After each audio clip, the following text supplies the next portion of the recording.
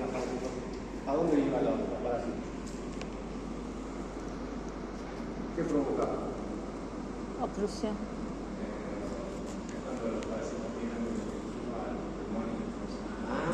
Pero tiene una lógica, ¿no ves? Sí. ¿Por qué? Porque así tenemos el filo aquí y tenemos el filo, o sea, hasta lo ponemos, pasa los alimentos al aparato digestivo y se tapa la vía aérea. Por eso, ¿se acuerdan cuando hablábamos del reflujo gastroesofágico? Entonces, ¿qué consecuencias, qué síntomas respiratorios se puede dar un reflujo gastroesofágico? ¿Qué síntomas? La paranoia excepcional. ¿Qué puede pasar en el pulmón a un paciente que tiene reflujo gastroesofágico? ¿Y eso qué le puede dar? Neumonía, bronquitis. Ya le he dicho, muchos niños a veces van la mamá desesperada todas 2 o 3 veces a la semana y le hacen nebulización. ¿No saben por qué se resfría? Por el flujo. Entonces, en este caso, igual con el parásito, vuelve por la vía digestiva, se puede pasar la vía aérea. Entonces, esto no, aquí cuando hablamos de parasitosis, vean ustedes de qué estamos hablando, de la vía biliar. Entonces, ¿por dónde puede entrar el parásito a la vía biliar? ¿Por dónde? Por la anatomía. Si está en el duodeno, ¿por dónde? Por la vía biliar. ¿Perdón? Por la vía biliar puede ser. Claro, por eso que se llaman esas papilas. Hay la ampolla, ¿no? La papila, la ampolla varia. Entonces, eso es lo que es la parasitosis biliar. Entonces, la parasitosis biliar, en la invasión del árbol biliar, o sea, los parásitos han hecho su ciclo normal en el intestino e invaden el árbol biliar y se transforma, o sea, obviamente en una patología.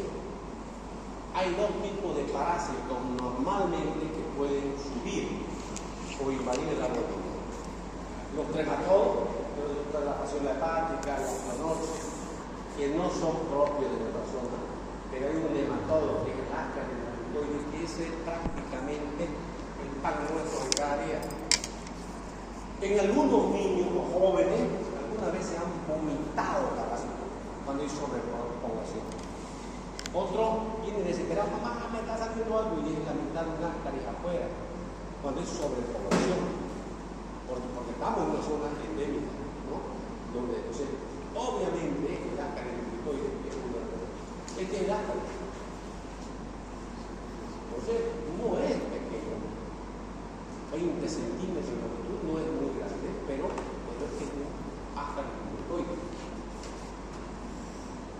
Esta es la fasciola, ya les decía, pero que no es frecuente en los medios.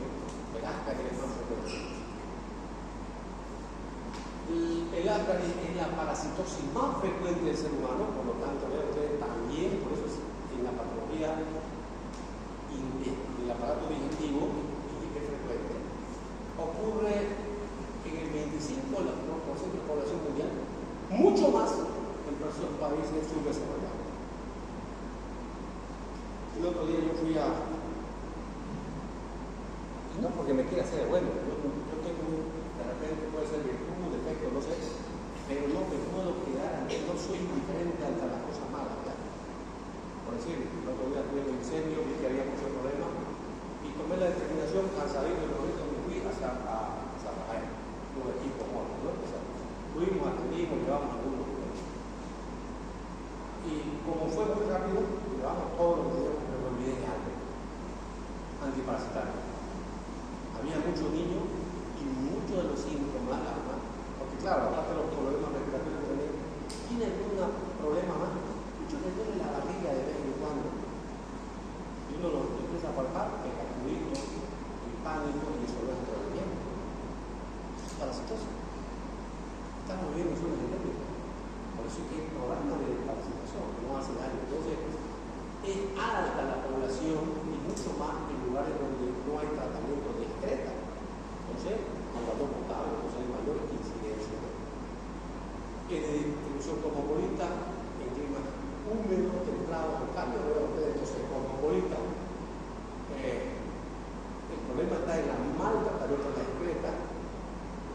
obviamente tiene que ver con también el agua no potable. El tamaño, como les mostraba, puede medir de 20 hasta 35 centímetros un parásito adulto. Entonces, es grande. ¿Por qué? Este parásito que tenía el objetivo de repente de multiplicarse en el intestino, ¿por qué se sube la armonía? O sea, ¿cuál sería la causa para que el parásito suba la armonía? Primero, superpoblación. ¿Qué significa?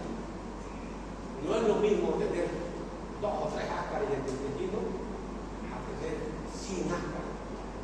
Vos vas a tener 100. Hay niños, ¿se acuerdan de la causa que hablábamos de obstrucciones intestinales, cuando hablábamos de causas extraluminales, intraluminales, intramurales? Hablábamos de intraluminales, cabalmente eso. Una de las causas es que los áscaris sean un ovillo. Son tantos esa sobrepoblación que es, en términos así como un ovillo, se chipan. O sea, se chipan el pelo. Listo. Ahora, esta misma sobrepoblación de los áscaris puede pillar un orificio mal ubicado ahí y se metió. Seguro que no hablamos de apendicitis, de los coprolitos. Lo lógico es que siga ascendentemente, no, pero que yo veo un orificio, se mete y provoca una inflamación. Lo mismo pasa con los pelos. Son tantos áscaris que están peleando el espacio que alguno de ellos pilla el orificio de las papilas, es el suyo. Ingesta de alcohol o medicamentos, miren ustedes. El alcohol es muy importante. Alguien dirá, caramba, el alcohol mata a los bichos, ¿no? Claro, irrita. Entonces, en ese emborrachamiento, como que se vuelve en el fondo, hay medicamentos también, anestésicos. Aumento de temperatura corporal, la fiebre, operación previa en la vía biliar. ¿En qué caso? ¿Se acuerdan? Ayer o en la anterior clase hablábamos de papilotomía. O sea, la RCP es un procedimiento endoscópico diagnóstico. También es terapéutico. Se corta la papila y puedes extraer cálculo. Si has cortado la papila, o sea, si normalmente la papila puede subir el áscaris en una papila, entre comillas, virgen, puede. Pero si ya está rota la papila porque hiciste papilotomía, es más ancho. Entonces es más fácil, ¿ves? A eso se refiere. Operación previa sobre la vía biliar. Pueden pasar 1 o 2, los áscaris pueden ingresar a la vía biliar con todo su longitud. A veces está todito, pero van a haber varios ejemplos donde cabalmente se los ha mostrado como ejemplo porque no está todo. Parte está dentro y parte afuera. Cuando metes el endoscopio es fácil hacer diagnóstico, porque estás metiendo el endoscopio y ves la mitad del áscaris normal ahí afuera, entonces agarras con la misma pinza, abajo, chao, áscaris, ¿eh? Pero puede provocar molestia, claro, si está vivo. Por lo tanto, puede entrar completo. De esta manera puede obstruir parcial o totalmente. Puede provocar dolor, puede irse hasta la vesícula a veces la áscaris. Si entra 1 o 2, el altura de ellos puede irse hasta la vesícula. Y puede provocar muchas veces pancreatitis, porque vemos que la confluencia es así, ¿no? El coledo con el hueso. O sea, meterse la papila, de repente se va para el otro lado y puede provocar pancreatitis. Hay menor incidencia, pero puede provocar. Aquí hay algunos ejemplos, ¿no? Algunos ejemplos. En una vesícula, viene que sea de la vesícula biliar, y ahí se está viendo el imagen de una áscara. ¿Cuál es la diferencia? No podrá decir de repente un cálculo, no hay. Esto es refrigencia. Al mismo paciente tenía áscaris en la vía biliar. Entonces, vean ustedes, 2 o 3 áscaris metiéndose en la papila. O sea, se apretaron y entraron ahí, pero no quedaron ahí como eso provoca dolor. ¿Por qué? Que puede provocar como cólico al paciente. Ese es el motivo por el que nosotros tratamos la caridiasis, o por qué debemos conocer la caridiasis. Siempre es una imagen radiológica que está metido con la áscaris. Aquí está prácticamente al vivo mucosa intestinal, la luz intestinal. Vean ustedes el áscaris metiéndose. Es una imagen real, una endoscopía. El endoscopista ya presumía que había. Ingresa, y esto hace el diagnóstico y no te va a salir a decir, pues, tiene una áscaris. ¿qué tienen que hacer? Agarrarlo al altar y limpiarlo otra vez a la novela. Si puede, lo saca la novela. Si puede. Pero si se le escapa, bueno, ya le vas a dar la puta.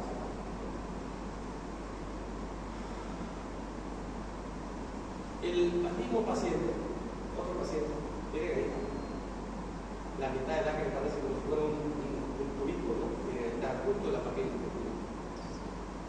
En una RCP, si este paciente no estaba todo ahí, le mete el contraste y obviamente, miren, está dilatado, muy dilatado, pero está la luz y el cuerpo, ¿verdad?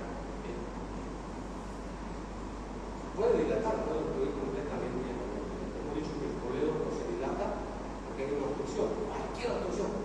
La más frecuente de la obstrucción que he dicho es por cálculo, pero no es la única. Puede ser por muchas causas, por cálculo o otro. Otro ejemplo, la famosa, vean ustedes la mascarilla, ya está agarrado por aquí la pinza. Y la pinza es endoscópica. O sea, por el mismo endoscopio, ustedes piensan que la misma pinza que sacaron también, esta que se está agarrando, está tironeando. Porque seguramente estaba menos, ¿ves? Y lo está sacando de la vida. ¿Qué puede provocar el parásito de Ascaris dentro de la luz del colédoco?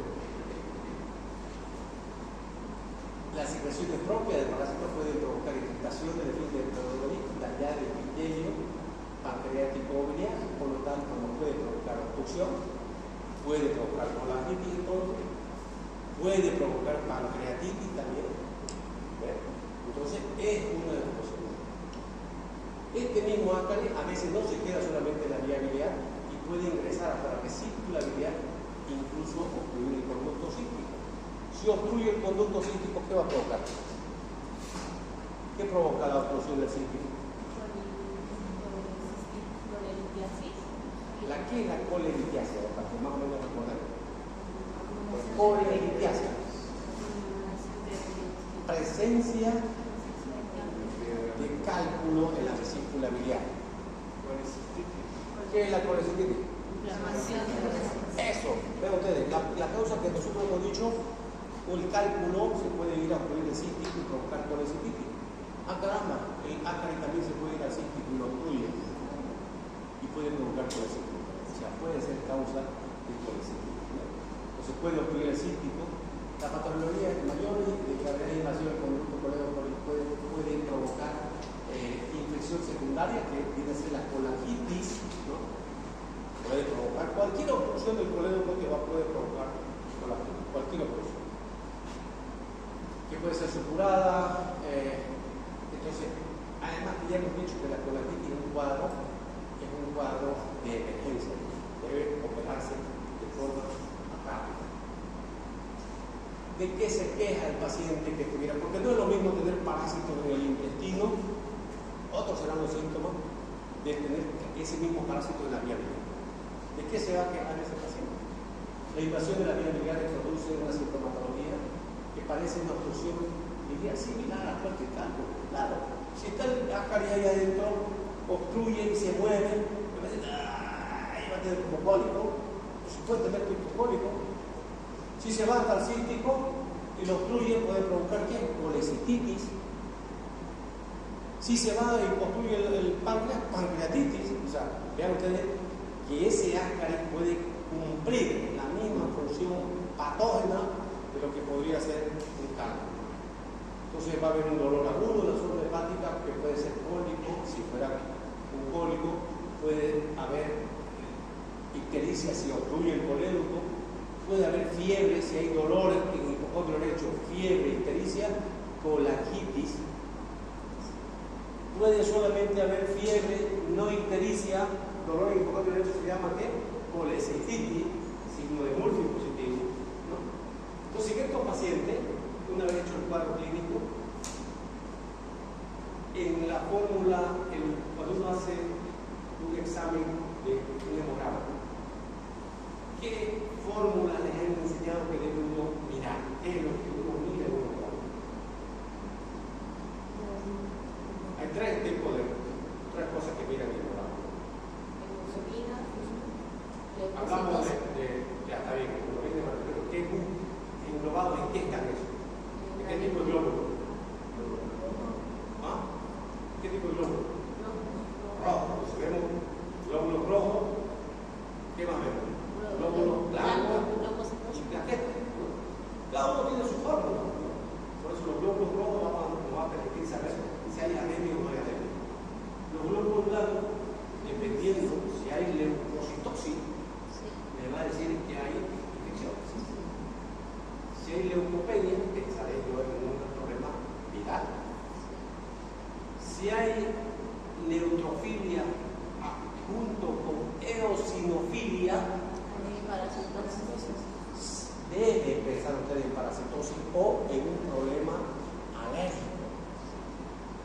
Si un paciente, vos mirás un hemograma, eosinofilia, ¿tiene alergia a algo? Usted nunca ha tenido alergia, o por lo menos la gana, caramba, entonces descartar la alergia. Ya que no, ¿qué te queda?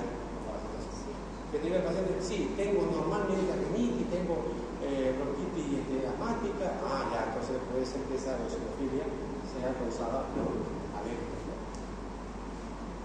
Puede presentar vómito, defensa, dolor muscular en la zona del hipocondrio derecho, como decía, a consecuencia de qué? De la colecitis. ¿A qué nos puede llevar ese ascaris en la vida diaria? Ya le he dicho, pero a ustedes les puedo preguntar en un examen qué complicaciones entraría. Acuérdense de la alcoholemia. Un cálculo, como he dicho, puede provocar cólico, puede ser simple, puede ser complicado. Si es simple, cede con el antiflamódico, el que no cede hace colecitis, puede haber coledocolitiasis, puede haber colagitis, puede haber pancreatitis, ¿no? Si estamos diciendo que cumple la misma cosa el ascaris, entonces también pensemos lo mismo. Te puede provocar cólico, te puede provocar colecitis, te puede provocar colagitis, te puede provocar pancreatitis, o sea, el ascaris, miren ustedes, un bichingo que no tendría nada que ver en una persona que puede traer. Entonces hay que tener. Si de repente vos sos cuerodingo y no te ha pasado nada y ahí tenés el ascaris y varias veces cólico, dolor, no te hacen buen tratamiento, tantas veces entra esa irritación del parásito en la mucosa del cuerpo, lo puede engrosar. O sea, ya les decía, cualquier cicatriz tiende a, cualquier herida, tiende a cicatrizar. Entonces, cualquier irritación en la mucosa del colédoco, 1, 2, 3, 4, 5 veces, va a tender a esclerosarlo y se va a comportar como un cáncer grave. Vean ustedes de haber tenido solamente. Y por último, a veces, como vieron que uno lo puede tironear el colédoco, el ascaris por el endoscopio, a veces queda un pedacito del ascaris adentro. ¿Y cómo dijimos que se forman los cálculos? ¿Cómo se forman los cálculos? Los cálculos hemos dicho que hay una estasia biliar, alta saturación de colesterol y nucleación. Y si pilla de repente un pedacingo de algo que puede ser un pedazo de ascaris allá dentro de la vía biliar, ¿qué cree que puede pasar con el resto del colesterol? Se va a englobar ahí y va a ser el precursor, la génesis de un cálculo, o sea, la parasitosis biliar que puede generar litiasis vesical. Por lo tanto, si más o menos aquí hay clínica, yo me voy a basar en otras cosas, por ejemplo. Entonces vamos a pedir laboratorio, ya les decía, va a haber eosinofilia, ¿no? Que es muy importante. ¿Qué otro método? Radiología convencional. La nombro porque algunos libros lo dicen. ¿Será que es fácil? No. ¿Qué nos puede mostrar la presencia de ascaris en la vía biliar? Aerobilia. ¿Por qué aerobilia? Claro, lo lógico es que esa papila esté cerrada, por lo tanto no entre aire del intestino a la vía biliar. Pero si el ascaris se metió, arrastra un poco de aire también del intestino a la vía biliar. Y el aire se ve, por eso es que siempre lo vemos en los pulmones, ¿no?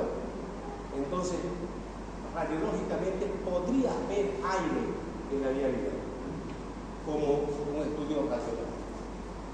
Pero lo más importante viene a ser la ecografía. Es el método de elección para el diagnóstico inicial. En la vesícula puede estar el parásito, se identifica por ecos lineales, ¿verdad? No tiene la ecofrecuencia, por lo tanto la ecografía es el método ideal. El hemograma me puede decir parasitosis, pero no me está diciendo que está por el parásito de la vía biliar. Yo puedo pensar que el parásito viene en cualquier otra parte también, ¿no? Entonces no necesariamente. Por lo tanto es la ecografía. En la visualización de varios parásitos a veces hacen el signo de Tallarín, ya vamos a ver unas imágenes. Y el corte transversal a veces como un ojo se ve.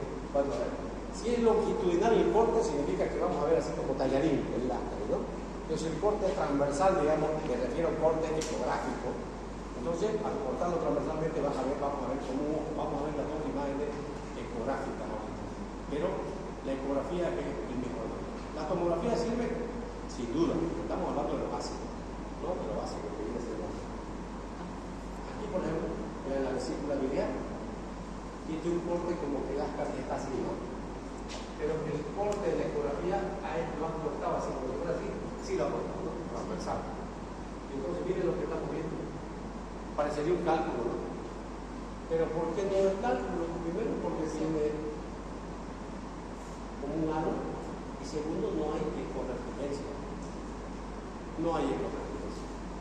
Entonces, esta es una imagen típica de una ascaridiasis biliar. A nosotros nos pasó un caso interesante.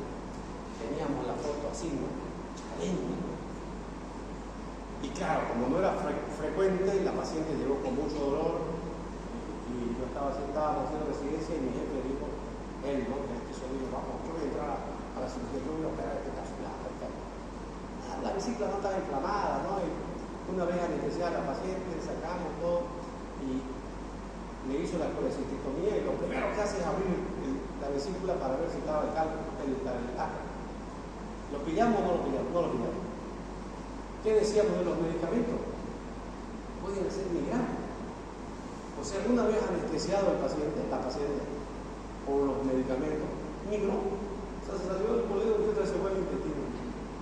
Uno dirá entonces para que salga de ahí hay que anestesiar, pero no sabes que todo lo siempre es el esta paciente estaba documentado de que el ácaro estaba ahí y cuando le hicimos la colecistectomía no estaba ahí. Entonces, pero esta es la imagen ecográfica. En la RCP, ahí está la RCP, este es el colédoco, estos que están viendo blanquitos en contraste, y si ustedes ven, miren el tamaño del ácaro, estos que están negritos, o sea, porque el contraste rellena el colédoco, y lo que no lo va a poder rellenar va a ser el ácaro. Miren el ácaro. Hemos hablado de 20 a 35 centímetros. Entonces, por esta misma RCP, ahí está, ya canalizó, lo vio el ácaro, mete la canastilla, lo agarra ahí al ácaro y lo tironea. Entonces, no vas a ir a operar a ese paciente. Se podría operar si es que no tuviésemos este método. La RCP es un excelente método diagnóstico, pero al mismo tiempo es terapéutico. Se convierte en terapéutico. Otras imágenes, ¿se acuerdan que le decíamos como si fuera Tallarín? Ahí está, esta es la imagen, porque tiene un corte longitudinal, ya no es transversal. ¿No? Es un corte longitudinal, miren eso, como si fuera un Tallarín. Entonces igual la casi está viendo. Pero esto es en la vesícula biliar. Esto es lo importante. Si la pregunta fuese, ¿cuál es la diferencia de la imagen que uno ve ecográficamente entre un cálculo y un ácaro? Es que no hay ecorefringencia. Ves el objeto, pero no hay esa onda no hay como que refleje.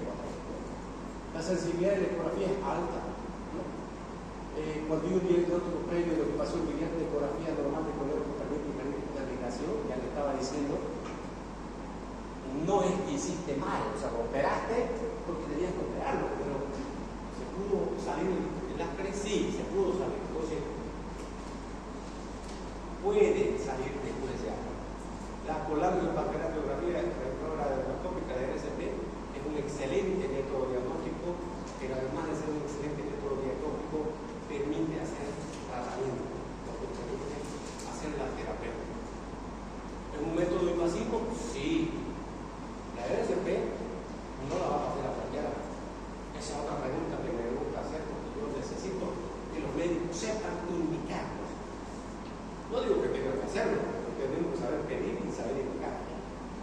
¿En qué caso indicaría una ESP? Ya hablamos el otro día, lo vamos a seguir explicando. ¿En qué caso? Hemos hablado del método diagnóstico que nos va a permitir ver la anatomía de la vía biliar. ¿En qué caso voy a pedir una ESP? Cuando sospecho de tumores periculares. Muy bien, sospecho de algo que tenga el coledo. ¿Qué cosa me va a hacer sospechar eso? ¿Qué dato? ¿Cuánto mide el colédoco normalmente? 5 a 7 milímetros. Si ecográficamente yo tengo un colédoco que es más de eso, 8 milímetros ya me tiene que inducir. Si yo tengo bilirrubina aumentada, a espesa igual debe ser para que yo pida ESP. Hay dos, ¿no? La indirecta y la directa. La indirecta es no conjugada. ¿En qué caso se eleva la bilirrubina indirecta? Yo vi tan poquito ahora que le voy a arreglar punto, pero como no responde, no le voy a arreglar nada. ¿En qué caso? ¿En qué caso se eleva la bilirrubina indirecta? Vengo un paciente histérico. Puedo pensar que sea obstructivo solamente. ¿Qué otra causa eleva la bilirrubina? Hay causas prehepáticas. ¿Como cuáles?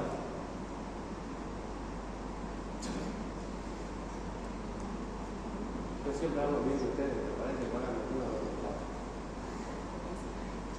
¿En qué caso? ¿Qué patología te puede hacer pensar la anemia hemolítica? Vos tuviste un problema de florida, ¿no? ¿Hiciste sepsis? ¿La sepsis puede aumentar la bilirrubina? Sí. Eso causa prehepática, por eso aumento en la producción de bilirrubina. La anemia hemolítica, paludismo, fiebre amarilla, destrucción de la bilirrubina, mayor producción. Eso es bilirrubina indirecta. Yo estoy hablando de cuándo hacer el ESP. Si se eleva en estos casos, viene histérico y tiene bilirrubina indirecta aumentada. Yo le digo, no, porque están viendo que es un estudio invasivo, no exento de complicaciones. Nada en la vida no tiene cero complicaciones. Nada. Todo tiene. Entonces tienes que saber cuándo pedir. Porque si pedís por pedir y se complicó, te pueden complicar. Entonces, para pedir el ESP tiene que haber un colédoco mayor a 8 milímetros, bilirrubina a expensas de la directa, aumentada a expensas de la directa. En esos casos, así está más. Y obviamente, vean ustedes, dice acá, esfínterotomía, ¿qué significa? La papila o esfínter es cortada. Dice, no lo hagas en zonas endémicas. Ah, caramba, pero si yo tengo un paciente que tiene cálculo del colédoco, lo que se hace loco, voy a cortar la papila. Entonces le hago nomás la esfínterotomía. Estos son conceptos del libro americano, ¿no? Pero en este caso, a ver si yo le corto el parásito en la papila. Vivimos en Santa Cruz. Hay muchos parásitos. ¿Qué recomendación o qué procedimiento preventivo haría yo entonces para que no se metan los ángeles? Muy bien, ¿ves? Si yo sé que estoy en una zona endémica, he hecho una papilotomía a un paciente que tenía cálculo, y le puede antiparasitario cada 6 meses. Por más que no se haga el coproparasitológico, no importa, dale vos, ¿no? Dale, decirle vos cada 6 meses va a tomar esto. Listo. ¿Qué estás haciendo? Prevención. Si tiene, lo bota. Si no tiene, no le va a hacer daño. ¿Cuál es el tratamiento? El 60% de los pacientes infectados por parásitos migra fuera de la vía biliar dentro de los primeros días. O sea, en concreto, hace su bocha y se sale. Provoca el dolor y se va, ¿no? Pero ya le estaba contando, porque hizo su bocha, estaba el cálculo de evidencia que ¿cuándo vas a saber? A no ser que tendrías que hacer otra vez ecografía de 5 de la cirugía. Y lo más probable es que lo siga teniendo ahí, pero con la anestesia se migró. Por eso es que es importante, ¿no? Dentro de los primeros días de iniciar la manera que la ausencia de colecitis aguda, grave o permanente, está indicado tratamiento médico. O sea, si no tenés una colecitis, si no has hecho corajitis, da tratamiento médico. Primero tratamiento médico, o sea, no decir que no. Por lo tanto, lo hidratado, si está vomitando soda sudáfrica, antibiótico antiparasitario. Entonces, ¿para qué nos está enseñando esto si usted no es médico internista? Porque hemos dicho la posibilidad de que se meta. Entonces, una vez que se mete, es probable que ustedes tienen que también diagnosticar no solamente cálculo, puede ser el asma que se mete en la vida. El de elección es el albendazol, o sea, bueno, el que siempre hemos conocido, el albendazol. El albendazol es una molécula superior, ya apareció el diabendazol. Entonces, hay moléculas mejores, pero actualmente el albendazol, durante 3 días, 200 miligramos, 3 días, ya está, la chuta también. Para evitar la infección se recomienda el mínimo. Por eso les decía, si yo tuviera que, a ustedes, les daré un antiparasitario, no, ustedes me dan un chocolate, digamos, ¿no? Si yo estoy con niños de la periferia, o como les decía, fui a una comunidad, pues yo en vez de darle un chupete debería llevarle antiparasitario. Ah, pero es que quieren chupete. Sí, pero no le va a alimentar, no va a alimentar al bicho. Sacáselo. Entonces es importante eso. Y cuando se diagnostica invasión del colédoco se usa piperacina, volví a hablar. Por lo tanto, vean ustedes, es en primera instancia médico. Cuando no sucede que tiene síntomas, obviamente se hace el tratamiento por la RCP. El tratamiento endoscópico mediante RCP. Aquí estamos viendo, ya estamos concluyendo, unos ejemplos, ¿no? Ahí está el áspero, y aquí lo estamos viendo cómo se está retirando. Entonces, es un tratamiento relativamente importante, muy difícil de hacer. ¿Pregunta? Doctor, Diga.